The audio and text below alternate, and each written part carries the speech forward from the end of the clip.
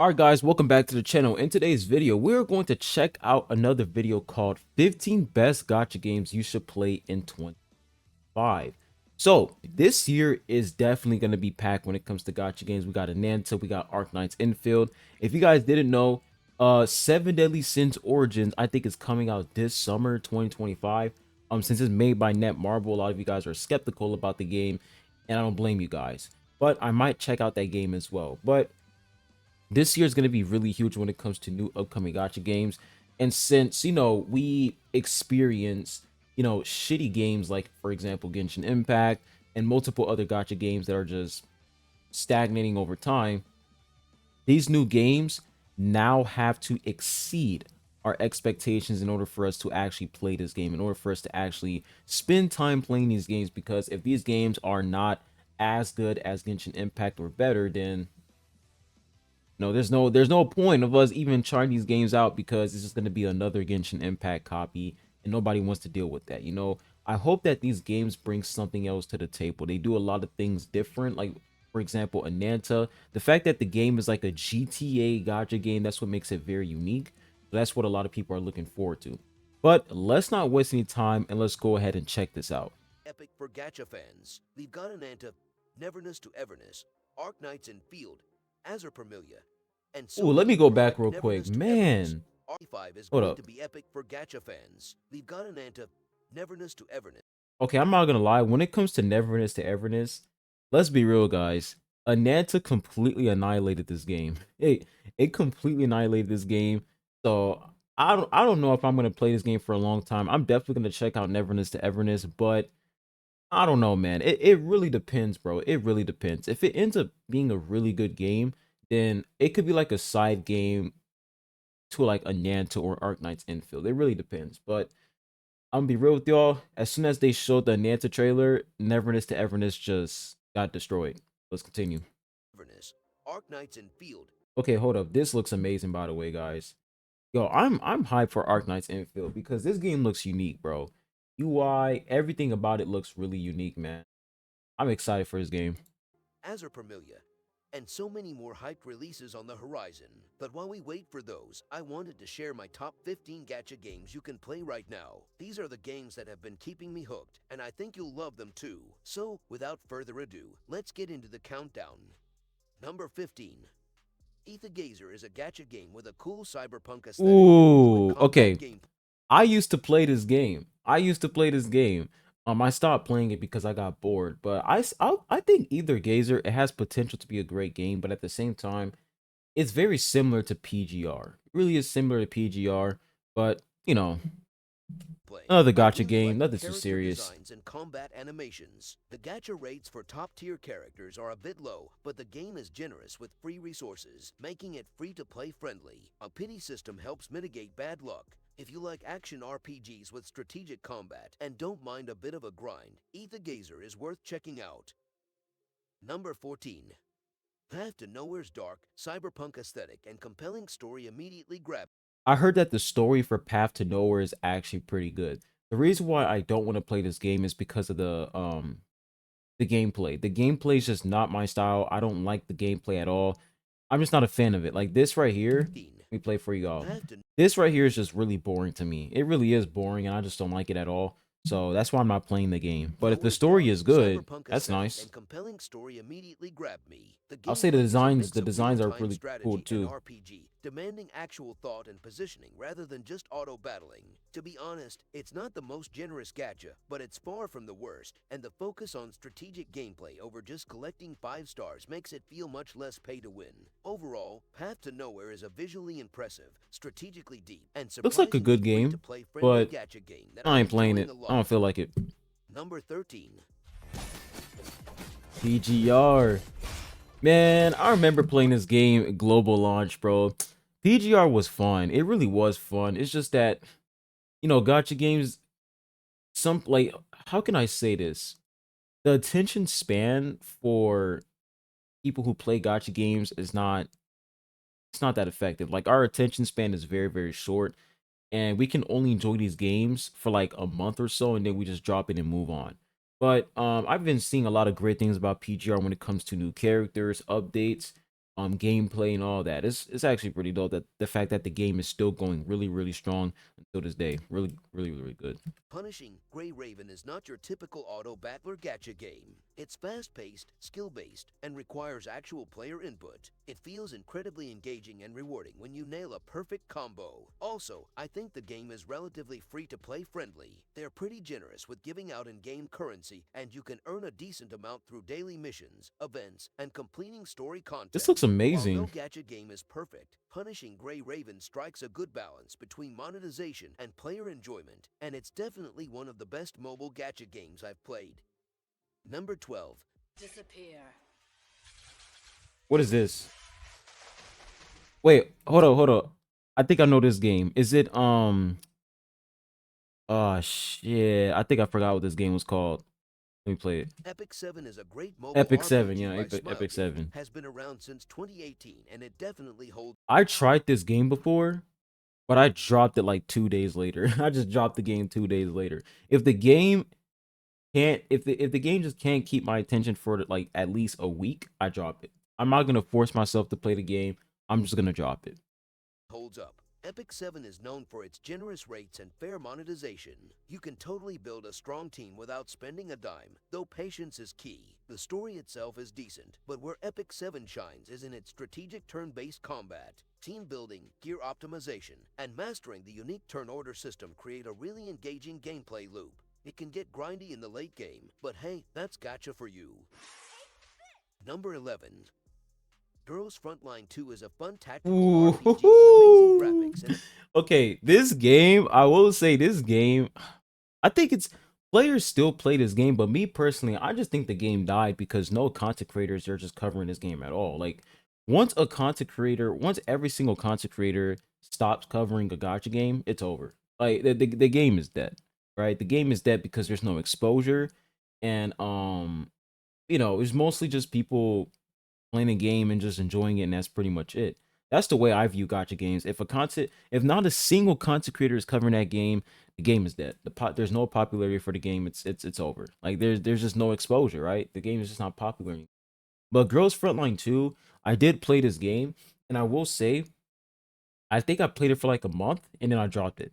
And the reason why is because it felt repetitive to me. It felt repetitive. Like I get into the game, I grind for these attachments for my characters for the gun.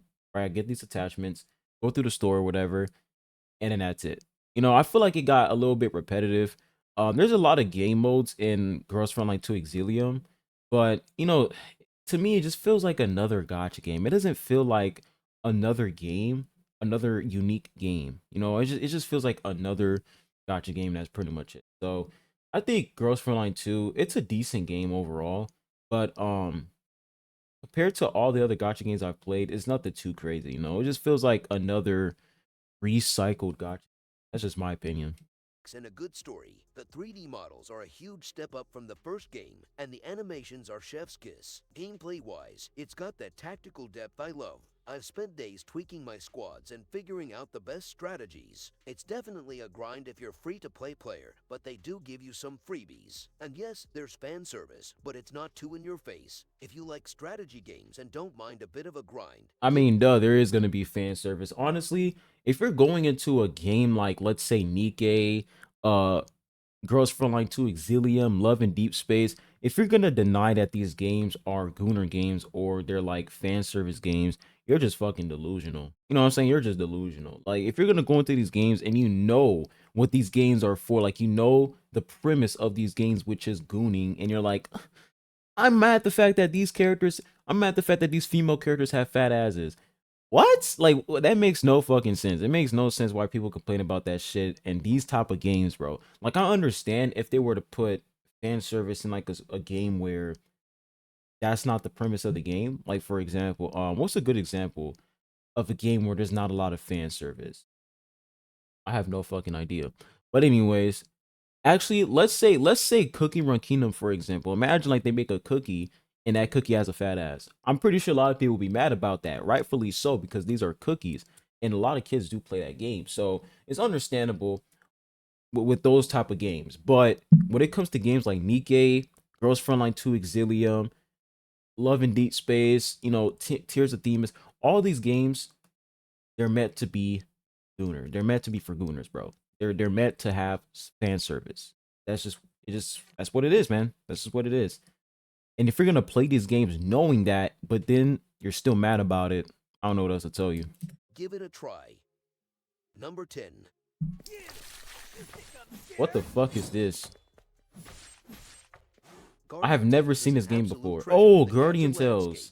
Imagine old school Zelda I heard of charm it, but I with never dungeons, puzzles, and unique saw this game bosses, before. paired with a fun story and truly generous gacha rates. This game lets you earn powerful This characters looks and cool. I ain't weapons gonna lie. without This looks feeling pretty like you cool. need to spend a dime. It's a true testament to what gacha games can be when done right. Number 9. I don't like the Azur gameplay Lane though. has got a unique take on naval warfare, with historical warships reimagined as cute anime girls, or ship girls This looks as they're called. garbage. The gameplay is a mix of shoot 'em up and strategy, where you collect and build up your fleet of ship girls. Oh my to take gosh, on this looks so various fucking boring and challenges. garbage. Of course, there's plenty of fan service to go Damn. around, with each ship girl having her own unique design and Ah, personality. fucking lollies, Gacha bro. rates Oh are my also quite gosh, forgiving bro. compared to I other fucking games hate in the that genre, shit. so you won't have to break the bank to Oh, you guys don't understand how much. Let me get continue your this because favorite I want to ship get this off girls. my If you're screen. into I hate when they put lollies in these fucking games, bro. That shit is so weird, bro. It just doesn't make any sense. Like, who in their right mind would put children in these games and sexualize them? Fucking gross, bro. It's gross. collecting cute waifus and enjoy a good naval battle, then Azur Lane is definitely worth checking out. Number 8. Snowbreak Containment Zone is a gacha game with a fun blend of I third-person thought this game shooting fucking and died. squad-based I'm gonna be real combat. with y'all. The action is genuinely engaging. I never played this game before, but I did see gameplay and I watched a lot of content creators cover this game. I thought this game died, to be honest. Like, I haven't heard a single content creator talking about this game ever since, like, a year ago, I'll say. And there's a decent amount of content to explore. The fan service is very present, so if that's not your thing, it might be a bit much. The gacha rates is not the most generous I've seen, but it's not the worst either. You can definitely play for free, but it'll take time. Overall, Snowbreak is a decent time killer if you like anime action games. Number 7. Long time ago, I fell down the Arknights rabbit hole, and I'm not even I will be real with y'all. There were multiple times where I thought about trying out Arknights, but the thing that's stopping me from playing this game 7. is the Long time gameplay. I just don't like the gameplay. You know, and you guys can already see a pattern here. I don't like Path to Nowhere's gameplay, and I also don't like Arknight's gameplay as well. Because they're both the same. It's like tactical, strategic. You're just placing your characters down on the map, and then they're just doing whatever they want. I don't like that type of style. So time I ago, don't know. I It's fell just down the Arknights rabbit I don't hole, like it. and I'm not even mad. This But I heard that tower the defense story is game good. way more than just placing units. It's strategic. The story is dark and engaging. The game is pretty generous with freebies, but the gacha rates can be brutal. I've spent way too long theory crafting team comps, and honestly, the gameplay loop is addictive. The fan service is there, but it's not the main focus. If you're looking for a challenging, beautiful, and surprisingly deep gacha game, I just don't Arknights like is the worth checking gameplay. out. Tower defense is Number just 6. I hate it. Honkai Star Rail is a Ugh. visually stunning, story rich. This shit is funny, bro. Like, all the heat Honkai Star has been catching recently, and then they show it here. Honestly, Honkai Star, I feel like the game, it was really good up until Pinacone. Like, let's be honest, like the Zenjo Lofu, it had its issues, right, with the story, but it wasn't that bad. I think it was bearable. I actually enjoyed the Zenjo Lofu quite a lot. It wasn't that bad. But Pinacone is where I was like, all right, bro, I'm fucking done with this game, bro. I'm just done with this game because Pinacone was just a yap fest. You spent the entire time just talking to characters, adventuring, literally like talking for hours and hours. Sunday going on a whole damn monologue, just fucking talking. There was just too much talking in Pinacone, and it just ruined my excitement for the game. It just ruined everything for Honkai Star Rail. And then Infurious 3.0 was just a complete disaster. The game just fell off after Pinacone, to be honest. It fell off after Pinacone. But I will say Bellabog, Zenjo Food, they were actually pretty good, especially Bellabog. The pacing for Bellabog, chef's kiss. That shit was chef's kiss. Really, really good. There wasn't a lot of talking. There was some action. got characters explaining what's going on. You got character development from Bronya and Zila. You got Kokolia. Like, it was really, really good, man. The story for Belobog was nice, man. It was really, really nice. So, yeah, I feel like Honkai Star, the game definitely has potential to be a great game. It's just that the storytelling is just ruining the fucking game. Plus, you have the power creep as well. Rich and surprisingly strategic turn-based RPG game. It's like a playable anime with deep Like, the lore and gameplay is satisfying amazing. I combat like that it. The requires more animations. thought It's than just just that the button mashing. storytelling just It's a ruined great everything. gacha game if you enjoy exploring worlds, collecting characters. Oh yeah, Heard of Space Station as well. That was also pretty good. But I feel like the best planet was Belobog. That was the best arc. It was so fucking good, bro. The music, the boss fight, everything about Belobog was just a masterpiece. And getting invested in a good story, but be prepared for some grinding and the occasional long-winded dialogue. It's also reasonably free-to-play friendly, He which even is a admitted big it. plus. Number 5. Ooh, Zenless Zone Zero.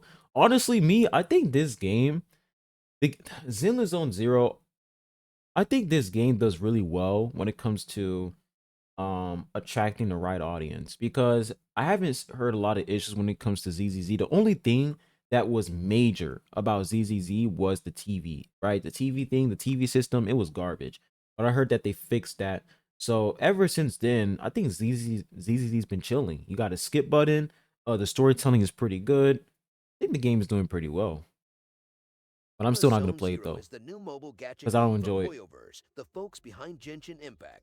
It is just launched Genshin recently, and Impact. it's a stylish action roguelike with a gacha twist. The gacha system here is interesting. You pull for characters who you can swap between in battle, and their synergy is key to taking down tougher foes. Rates seem fair, and while there's a pay-to-win element, you can definitely build a strong team without spending a dime. If you're looking I for a do have this stylish mobile character game though. with Before I deep quit the combat game, I and a did get unique her. gacha She's system, actually pretty fun Zenless to Zone use. Zero is definitely worth checking out. Number 4. Goddess of Victory Nikke's anime theme Ooh, cover sheet with yams, a heavy bro. emphasis on character collection Hey, this and game fan right here. service. The character Oh designs my are, let's gosh. just say they know what they're doing. Beyond the eye candy, the shooting is actually pretty fun. Gacha rates aren't exactly showering you with love, Nikke but is I've the managed to king stay of mostly free to play gooning, and bro. still progress. Honestly, it's a fun, stylish game, even if the plot is a bit predictable. And the gacha sometimes makes me want to throw my phone. If you like anime shooters and appreciate good character design, you'll probably have a good time. Nikke Number is a 3. pretty decent I game. bet all my money on you. Another 19% down? Get my What's money this? back. Give it back. Reverse Reverse 1999. 1999 throws you in Hey. this wild Okay, Reverse 1999. Now I will say this game I did play it. And you guys can actually see some videos on the channel of me covering Reverse 1999. I think this game is good. I think it's a good game. It's just that there is not a lot going on, right? There's no PvP. The in-game content is really, really repetitive. So I will say when it comes to Reverse 1999, the story is very, very interesting. The gameplay, pretty good. You know, the gameplay is pretty good, but my favorite thing about Reverse 1999 is the character designs. The character designs are absolutely amazing. I like the way they made these characters, and guess what, guys? They actually have black characters. Yes, they do have black characters in the game. This game is very similar to Genshin Impact when it comes to culture, like different cultures in different regions. And you know, since you're now I want to say actually, yeah, you're time traveling, going to different regions, different places. You have different characters from like Egypt, Italy. Like, it's a pretty good game, man, when it comes to cultural references. Like, they represent different cultures really, really well. So Reverse 1999, I will say this game is really, really good. But the reason why I dropped the game is because the in-game content was repetitive, and like, there wasn't much going on besides you just going through the story, to be honest. But other than that, I really like the game. I think the game is actually pretty good. It's a really nice game. I will say the chibi style though, I'm not a fan of the chibi style. But other than that, it's a nice game, bro. It really is nice. wild time travel adventure They just where you need gotta they just need to add PvP and enhance their in-game content. I feel like the game would be way, way better. fix history gone wrong. Think Back to the Future, but way cooler. Reverse 1999 uses cards for battles, which is actually pretty neat. You gotta chain them together for mega attacks. Super satisfying. The Look at gacha that rates black seem character, decent, guys. and the game throws a bunch of free stuff They have a for lot free of at black start, characters in the so game, free-to-play players like and they myself can represent them really definitely well. hold our own. If you're into messing with time and don't mind card games, this one's definitely worth checking out. Number 2. Ground Dust 2 offers beautiful visuals, a really deep turn-based combat system, and Never played this gorgeous game before. characters. The combat is not just about throwing your strongest units at the enemy, there's real strategy involved with the chain attack system, and planning your moves is key. However, like many gacha games, I wonder what's the going to raids be can number brutal, 1. making it tough to get the characters you really want. It definitely feels like a grind if you're trying to play for free. If you're a fan of anime-style games with strategic battles and can stomach a grind, it's worth checking out. Number 1. Ooh, Wuthering Waves, yes sir. Honestly, I thought he was gonna put Genshin Impact in number 1, but nah, he put Wuthering Waves. A lot of people about to be mad, bro. They about to be fucking pissed. Wuthering Waves, I will say for this game, from like version 1.0 to version 1.4, the game wasn't too crazy in my opinion. Honestly, like I say this all the time, but I literally quit the game around like version 1.3, 1.4. But then I came back around like the end of 1.4 because of 2.0, and ever since then, like the game's been really really good. Of course there's issues with the game, but you know, devs actually improving the game, which is really good. And you know, the characters they've been releasing, they're very very nice. Like a really good game overall. I just hope that they release more male characters, because the amount of female characters they release in these games is just too much, man. Like, hey, I like my female characters, I ain't gonna lie, I like my female characters, but hey, let's release more male characters. Let's balance it out. Let's release more male characters, because we need more male influence in these games, bro. I feel like the gooning, fine the goon, but it gets to a point where it's like, holy shit, bro. The amount of female characters they release is just too much, man. We need some strong men in these games, man. Represent masculinity. We need make masculinity great again, bro. For real.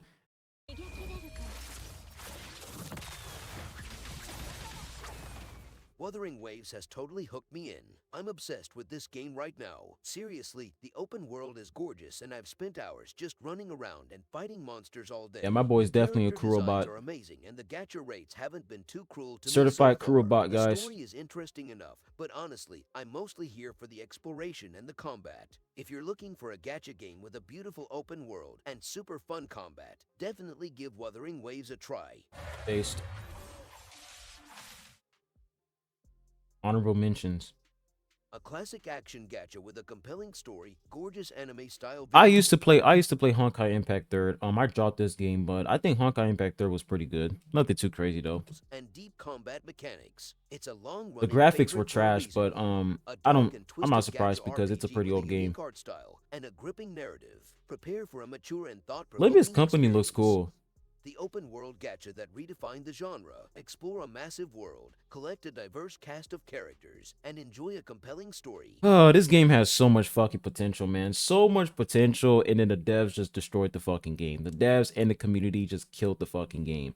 This game right here, if the devs actually improve the game and the community stopped sucking the company's dick, this game would be so much better, man. This game would be at a completely different level. But of course, the community is holding the game back, and the devs are just sabotaging the game. A visually charming idle gacha game with a focus on collecting and upgrading Eversoul, ooh. characters. This is a great honorable mention. Eversoul, I used to play this game, guys. I used to play this game, and I was a tryhard. This game actually had potential to be a very good game.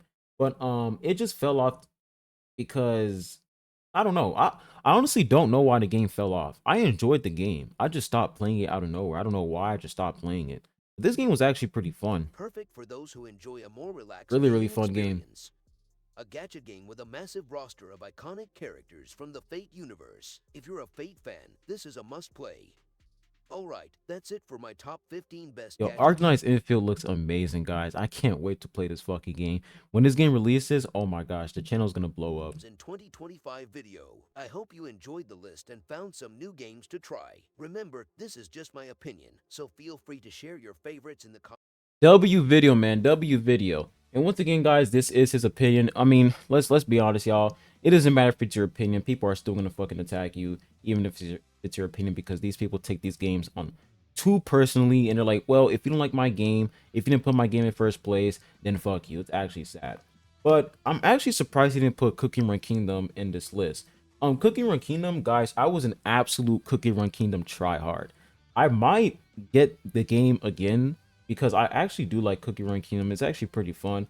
My only complaints with Cookie Run Kingdom is PvP being extremely paid to win, like to the point where the meta is changing every second. And that's understandable because, you know, it is a gacha game. But Cookie Run Kingdom is actually pretty fun. I might download that game again and play it again. My account was actually broken, dude. I had so many broken characters, ancient cookies, beast cookies is insane. But overall, I think I agree with his list. I think I agree with it. Putting Wuthering Waves in the first place. I feel like the reason why he put Wuthering Waves in the first place is because, you know, the top genre for gacha games are open world gacha games, open world action RPG. Look at Genshin Impact, Wuthering Waves, Tower Fantasy. Like, the reason why these games, a lot of people are always looking forward to open world gacha games is because we saw games like Genshin Impact and we can see what these open world action RPG gacha games can bring to the table. So therefore, that's why whenever they release a new open world game, we're always looking forward to it, and it's always the most popular game in the gacha genre because it's open world, right? You have the freedom to do whatever you want.